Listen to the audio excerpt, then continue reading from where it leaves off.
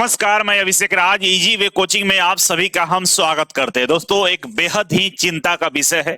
बहुत सारे बच्चे कॉल कर रहे हैं कि सर रेलवे ग्रुप डी का हम फॉर्म भरे या नहीं भरे। आईटीआई कर लिए हैं और आपके तरफ से हम सुनना चाहते हैं कि क्या हम इस फॉर्म को ऑनलाइन अप्लाई करें या नहीं करें, क्योंकि फॉर्म भरना स्टार्ट हो गया है और आईटीआई इसमें कंपलसरी नहीं है, ऑप्शनल में दे दिया है। तो क्या हम कंपलसरी होने का वेट करें कि जब कोर्ट का डिसीजन आएगा तभी फॉर्म भरेंगे? ऐसा आपका सवाल है। इस सवाल का हम पूरी तरह से 100% सोल्यूशन बताएंगे कि आपको करना क्या है, किस तरह से आपको आगे बढ़ना है। तमाम चीजों पर जिक्र करने वाले हैं, लेकिन इससे पहले आप सभी से एक बेहद ही इंपॉर्टेंट सूचना है। सूचना यह है कि बाबू, रेलवे ग्रुप डी को लेकर बहुत सारे ट्वीट हो रहे हैं और पहला जो हम लोगों ने कदम उठाया था जिसमें 14 लाख ट्वीट किया था, आईटीआई के छात्रों ने 14 लाख ट्वीट करके पूरे रेलवे के सिस्टम को बता दिया था कि आईटीआई के ताकत है और आईटीआई के बच्चे अभी जिंदा है और अपने अधिकारों के लिए लड़ रहे हैं। और दूसरा, आप लोगों ने यह भी बता दिया था कि आप ही के कहने पे हमने आईटीआई किया था। और आज जो 14 लाख आप ट्वीट देख रहे हैं, ये आईटीआई के बच्चे हैं। ये वो बच्चे हैं जिसने आपके कहने पर आईटीआई किया है।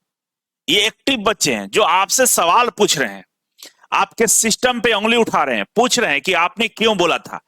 और नोटिफिकेशन आने के 2 दिन बाद आप इसमें बदलाव कर देते हो, ये कहां का न्याय है?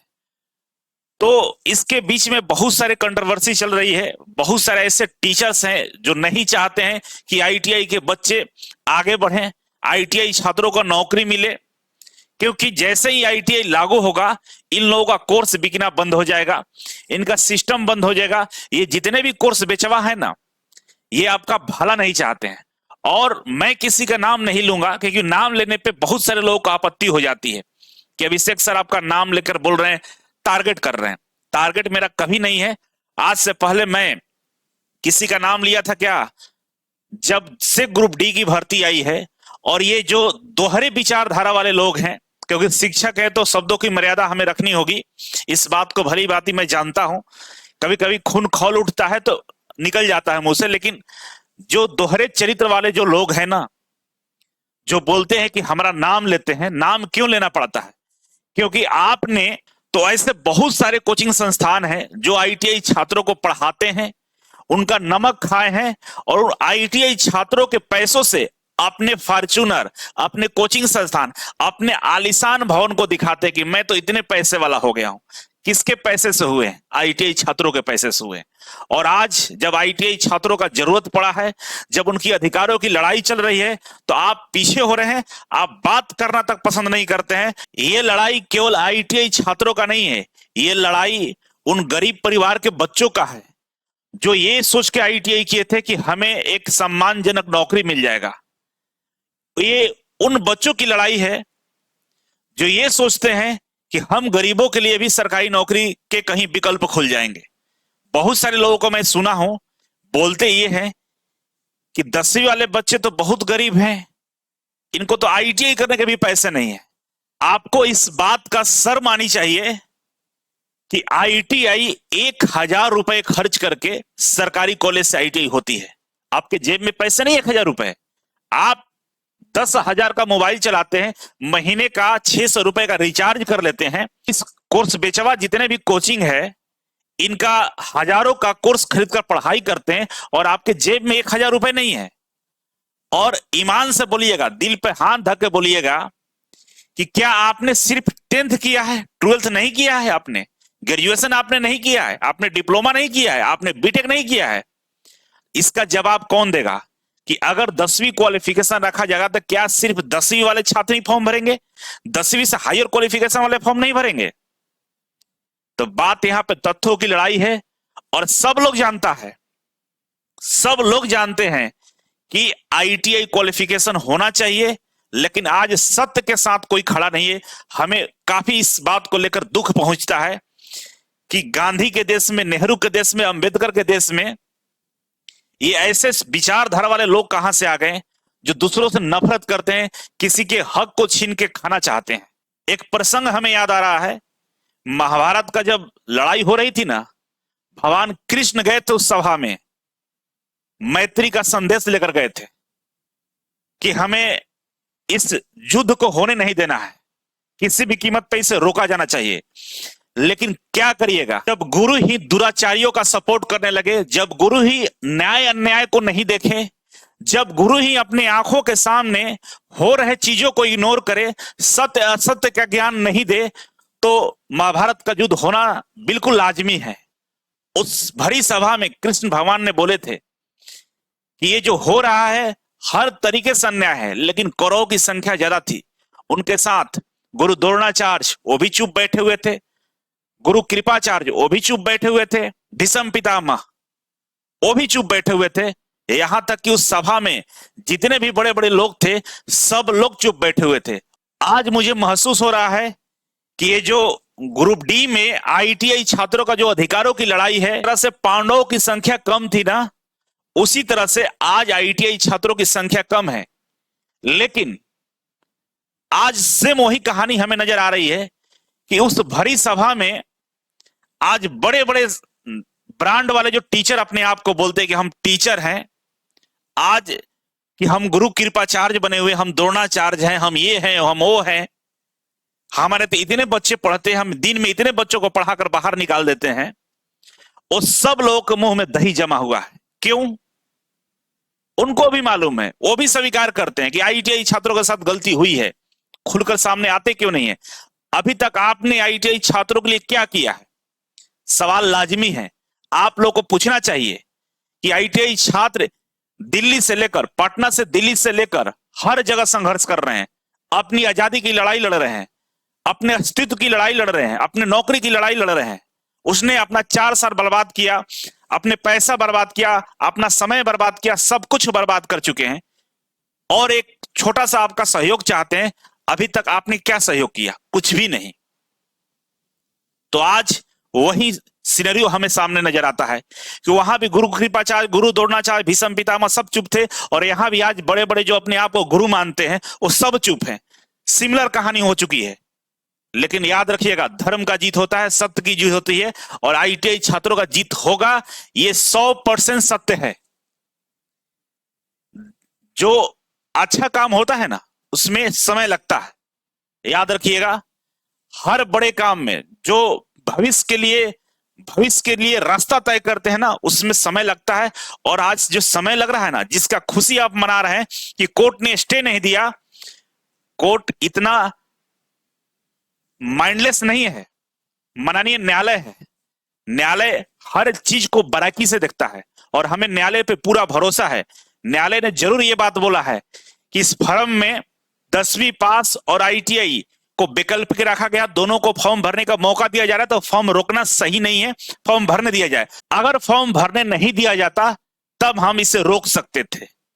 लेकिन इस बात की आपको ख्याल रखना चाहिए कि कोर्ट कभी गलत नहीं हो सकता है। याद रखिएगा, आज नहीं तो कल फैसला आएगा और आईटीआई छात्रों को जीत मिलेगा, क्योंकि हर एक आदमी, चाहे छात्र हो चाहे शिक्षक हो, हर कोई स्वीकार कर रहा है, चाहे रेलवे मंत्रालय हो, बहुत सारे लोग सामने आकर नहीं बोल रहे, लेकिन स्वीकार कर रहे हैं कि आईटीआई छात्रों के साथ गलती हुई है। और इस गलती पर अगर आप चुप हैं तो आपके मुंह पे करारा तमाचा है आईटीआई छात्रों की तरफ से। आप शर्म के मारे झुक जा रहे हैं, आपको शर्म आ रही है, आप बोल नहीं पा रहे, क्योंकि आप पैसा प्रेमी, आप लोभी आदमी हैं। आप चाहते हैं कि हम सत्य के साथ न दें। क्यों न दें? क्योंकि आपको पैसा बड़ा लगता है। हमारी बातें कड़वी है, इसलिए कड़वी है ना कि जब भर्ती बढ़ाने की बात कही जाए, देश के सारे शिक्षक एक साथ आ जाते हैं, और जब अधिकारों की बात की जाए तो पता नहीं, उनको हवा ही नहीं चलता है, ऐसे फील करते हैं कि उनको पता ही नहीं है क्या चल रहा है देश में। भर्ती बढ़ाने पर सब लोग साथ क्यों आते हैं? क्यों आते हैं? इसके पीछे क्या लॉजिक है? छात्रों को तो आप ये समझाते हो कि भर्ती बढ़ जाएगी तो आईटीआई का 50,000 हो जाएगा, 10th वालों को 50,000 हो जाएगा, गारंटी देंगे इस बात का? और भर्ती बढ़ भी जाए तो हमें क्या हो जाएगा? आपका कोर्स बिकेगा, आप बहुत खुशी से डांस करके आप प्रचार करेंगे कि इतने इतने भर्ती आ गई है।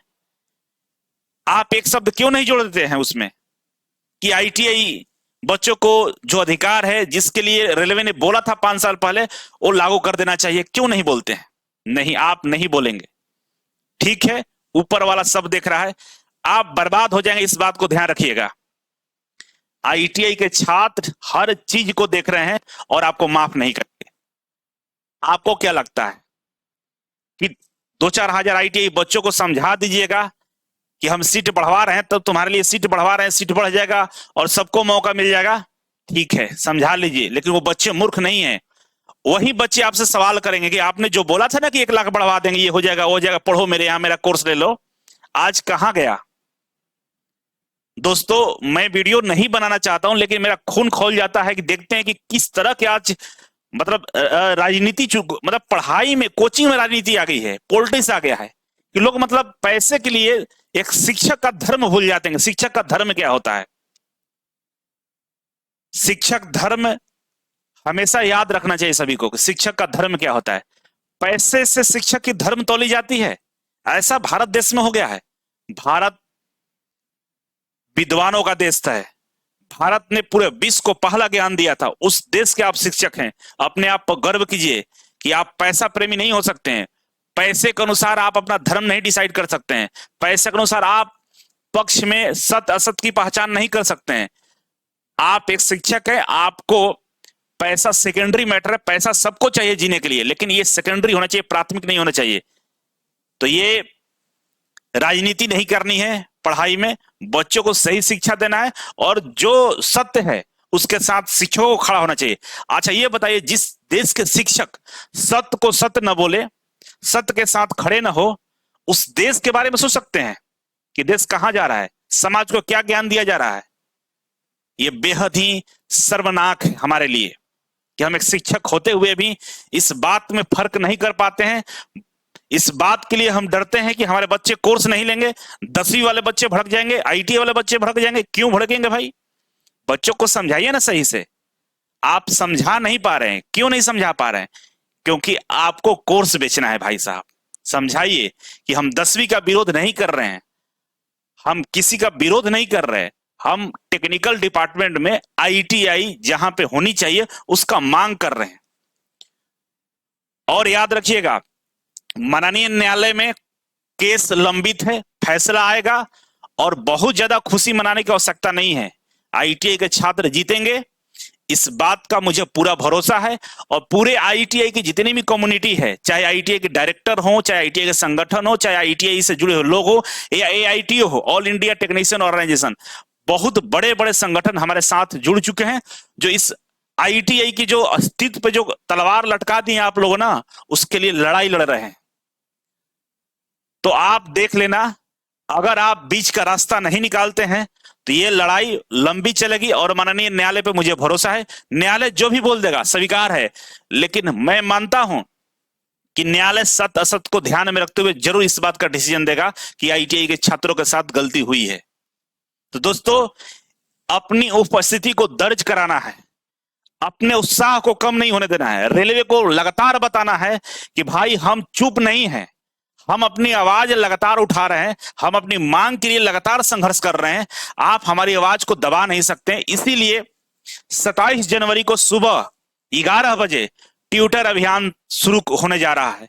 27 जनवरी को सुबह 11 बजे सभी लोग रेडी रहेंगे। रेडी नहीं रहना है, आईटीआई छात्रों को भी रेडी रखना है।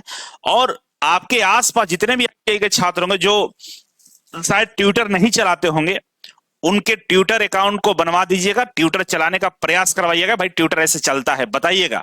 ये आपकी जिम्मेदारी पर हम छोड़ रहे हैं। एक एक व्यक्ति को साथ आना होगा, हर आईटीआई के छात्रों को साथ आना होगा। एक पूरा मुहिम छिड़ चुका है, देश स्तर पर इस चीजों को आप लोग प्रचारित करिए, एक एक छात्रों को जागरूक करिए। नहीं तो बाबू आपको नौकरी नहीं मिलेगा। एक बात ध्यान रखिएगा, कट ऑफ बहुत हाई जाता है। आप एनसीईआरटी का साइंस नहीं पढ़े हैं, आप एनसीईआरटी के हिस्ट्री ज्योग्राफी नहीं पढ़े हैं, आप मैथ का अर्थमेटिक नहीं पढ़े हैं। आप मैथमेटिक्स में बहुत सारी चीजें होती है, रीजनिंग होता है, आप नहीं पढ़े, आप आईटीआई के छात्र हैं। हाँ, आपका अगर आईटीआई लागू हो जाता है तो आपके आईटीआई के छात्रों के साथ कंपटीशन होगा, तो इसमें सबकी भला है। लेकिन अगर आप चाहते हैं खुले मैदान में तो भाई हमें मौका ही नहीं दिया गया तैयारी के लिए, हमने तैयारी किया ही नहीं, हमारे तो सीटें रिजर्व थी, और अचानक से जिस तरह से लागू किया गया है ये कतई सही नहीं है। तो इसी को दिखाने के लिए हम लोग 27 जनवरी को सुबह 11 बजे ट्विटर कैंपेन करने जा रहे हैं, और इस बार का जो हैशटैग होगा आरआरबी लेवल 1 में टेक्निकल पोस्ट पर आईटीआई लागू करो, ये हमारा हैशटैग है। जो हमारा टेलीग्राम ग्रुप है उसमें ये डाल दिया जाएगा, कॉपी पेस्ट करके आपको ट्वीट करना है। और देखिए आईटीआई के बच्चे कितने सीधे साधे भोले भाले हैं कि ट्विटर भी कर रहे हैं तो अपने अधिकारों के लिए, 10वीं वाला का पोस्ट के लिए बात नहीं कर रहे हैं भाई, आरआरबी लेवल 1 में टेक्निकल पोस्ट पे, है ना, टेक्निकल पोस्ट पे आईटीआई लागू करो, बस इतना ही डिमांड है। हम सारे पोस्टों पर तो नहीं कर रहे हैं, टेक्निकल पोस्टों पर कर दीजिए, बस इतना ही डिमांड है। और देखते हैं जो लोग बोल रहे हैं कि चलिए हम आईटीआई के साथ में हम भी आ गए, हम भी आ गए, सब लोग आ गए हैं, देखते हैं उनकी वीडियो आती है कि नहीं आती है, कौन कौन लोग वीडियो बनाते हैं, कौन कौन बच्चों को मोटिवेट करते हैं, देखते हैं, देखने वाली बात है, ठीक है। तो पहला तो मैटर यह कि ये चीज को समझ लीजिएगा, और ज्यादा से ज्यादा बच्चों से निवेदन है कि जो रेलवे ग्रुप डी फाइटर्स वाला जो ग्रुप बना है टेलीग्राम ग्रुप, आप यहां जुड़ने का जरूर प्रयास करें, और मेरी हर वीडियो को आप शेयर करें, पहुंचाएं। बच्चे डीमोटिवेट हो रहे हैं, सबको मोटिवेट करके रखना है, हार नहीं माननी है दोस्तों। जिंदगी का यही सत्य है कि जो लड़ा है, जो संघर्ष किया है वो जीता है, आप लोगों को पीछे नहीं हटना है, और हम जीतेंगे, इस बात की हम गारंटी आपको देते हैं। तो ज्यादा से ज्यादा संख्या में एक एक बच्चे, 100 बच्चे जोड़ने का प्रयास करें। जो railway group D ITI fighters Telegram channel है, आप यहां जुड़े, भारी तादाद में जुड़े कि ट्विटर पे ट्विटर हिल जाए। 10वीं वाले बच्चों ने 3 मिलियन शायद 30 लाख के आसपास ट्वीट किया था, हम भी 14 लाख किए हैं, तो पीछे कहां है यार, आधा ट्वीट तो हम भी किए हैं। मतलब 10वीं में तो करोड़ों की संख्या में बच्चे होते हैं, हमारे तो लिमिटेड बच्चे हैं, फिर भी हमने 14 लाख ट्वीट किया है, पीछे कहां है, कहां पीछे हैं। तो आप यहां जुड़कर हमारे हाथों को और मजबूत कर सकते हैं, और आईटीआई छात्रों को एक जगह आएंगे तो और हम मजबूती के साथ अपनी आवाज को उठा सकते हैं। और जो 27 जनवरी को ट्विटर कैंपेन होगा, तो ये हमारा ट्विटर हैंडल है @अभिषेक राज3, ये आप सर्च कर लेंगे, ऐसे लिंक डिस्क्रिप्शन बॉक्स में, आप मेरे ट्विटर हैंडल से भी आप जुड़ जाएंगे। हम जैसे ट्वीट करेंगे उसको रीट्वीट कर देना है या कॉपी पेस्ट करके ट्वीट कर देना है, आपको करना है जरूर। तो आप इसे ध्यान में रखेंगे और ध्यान में रखते हुए आप ट्वीट करने का प्रयास करेंगे। अब आते हैं छात्रों का जो सवाल है कि सर मामला कोर्ट में चला गया है, क्या हमें फॉर्म भरना चाहिए या नहीं भरना चाहिए, ठीक है। तो यहाँ पे आप देख सकते हैं जो डेट दिया हुआ है 23 जनवरी से फॉर्म स्टार्ट है, और इसका जो आखिरी डेट है फॉर्म भरने का वो 22 फरवरी है, ठीक है। तो काफी लंबा डेट है फॉर्म भरने का, घबराने की आवश्यकता नहीं है। तो मैं सभी से कहना चाहता हूं कि फॉर्म सभी लोग भरेंगे, क्योंकि माननीय न्यायालय ये जरूर सुना है कि 10वीं वाले छात्र ऑप्शनल में आईटीआई छात्र है, दोनों लोगों को और करके दिया है, मतलब दोनों को मौका है, आप 10वीं है तो फॉर्म भरिए, या आप आईटीआई तो भी फॉर्म भरिए। तो फॉर्म भरने में ऐसा कोई तकलीफ वाली बात नहीं है, तो सब लोग फॉर्म भरें, जो भी न्याय होगा, जो भी फैसला आएगा वो लागू हो जाएगा, लागू करने में भी समस्या नहीं आएगी। तो इसीलिए सभी से गुजारिश है कि फॉर्म भरने में कोई आप टेंशन ना ले, सभी लोग फॉर्म भरें। लेकिन जो बच्चे पिटिशनर हैं, जो हाई कोर्ट में गए हुए हैं, जो ने केस दर्ज किया, उन बच्चों से गुजारिश है कि 14 फरवरी को जो डिसीजन आएगा उसके बाद ही आप फॉर्म भरेंगे। आप लोग थोड़ा रुक जाएंगे, क्यों? क्योंकि अगर डिसीजन हमारे पक्ष में आता है तो आपकी स्थिति काफी मजबूत हो जाएगी। तो आप लोग 14 फरवरी का इंतजार कर लेंगे, जो पिटिशनर हैं, और जो पिटिशनर नहीं है आप फॉर्म भर सकते हैं, कोई समस्या नहीं, फॉर्म भरना चाहिए, ठीक है। क्योंकि तो हमारा लीगल अधिकार है, फॉर्म भरना ही है, ऑप्शनल में आईटीआई है, हम तो अपने अधिकारों की लड़ाई लड़ रहे हैं और लड़ते रहेंगे। दूसरी बात है, बहुत सारे बच्चे पढ़ाई नहीं कर रहे हैं, पढ़ाई बाबू करना है, ठीक है। मैंने रेलवे ग्रुप डी का कोर्स को फ्री कर दिया था, 5 रुपए में कोर्स दिया था, लगभग 20,000 बच्चों ने कोर्स ज्वाइन किया था। अभी हम आने वाले दिनों में रेलवे ग्रुप डी के ई बुक हम ला देंगे, मैथ का, रीजनिंग का, जीके सबका, वो मात्र 40-50 रुपए में आपको मिल जाएंगे, ठीक है। प्रैक्टिस सेट 99 रुपए में हमने लगभग 50 प्रैक्टिस सेट ला दिया है, जो आपके बेहद काम के हैं। तो मतलब 100-200 रुपए खर्च करके आप बढ़िया से पढ़ाई कर सकते हैं, अगर मेरे साथ पढ़ना चाहते हैं। बाकी आप कहीं भी पढ़ रहे हैं उससे मुझे कोई एतराज नहीं है, पढ़िए, लेकिन पढ़ाई करते रहिए, पढ़ाई में रुकना नहीं है बाबू। हम छात्र हैं ना, आप छात्र हैं, तो आपको पढ़ना ही आपका पहला धर्म है, ठीक है। लेकिन अपने व्यक्तित्व की लड़ाई, अपने अस्तित्व की लड़ाई, अपने हक की लड़ाई भी साथ में लड़ते रहना है, सोना नहीं है। और ऐसे टीचरों का विरोध जरूर करना है। देखिए टीचर जो होते हैं ना, कहीं भी पढ़िए, उससे कोई मतलब नहीं कि जो टीचर आपका भलाई नहीं सोचता है ना, तो आपको कभी नौकरी नहीं दे सकता है। उस टीचर से जरूर दूरी बना लिए। इस बात को मैं खुलकर बोल रहा हूं, इसमें मुझे बोलने में कोई आपत्ति नहीं है कि जो टीचर आपके विरोध करता है, आपके करियर का विरोध करता है, आपके अधिकारों का विरोध करता है, जो आपको नहीं चाहता कि आप सरकारी नौकरी में जाए, उस टीचर के पास पढ़ के ही क्या कर लेंगे। जब गुरु का ही आशीर्वाद नहीं मिलेगा तो फिर वहां ज्ञान नहीं मिल सकता है आपको, तो उस ज्ञान की आवश्यकता भी नहीं है आपको।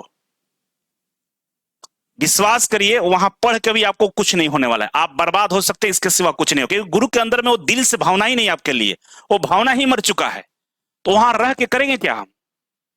नहीं रहना चाहिए। धर्म यही बोलता है कि जहां आपका इज्जत सम्मान प्रतिष्ठा न, आपकी मर्यादाओं की बात न की जाए, वहां नहीं जाना चाहिए, वहां बात नहीं रखनी चाहिए।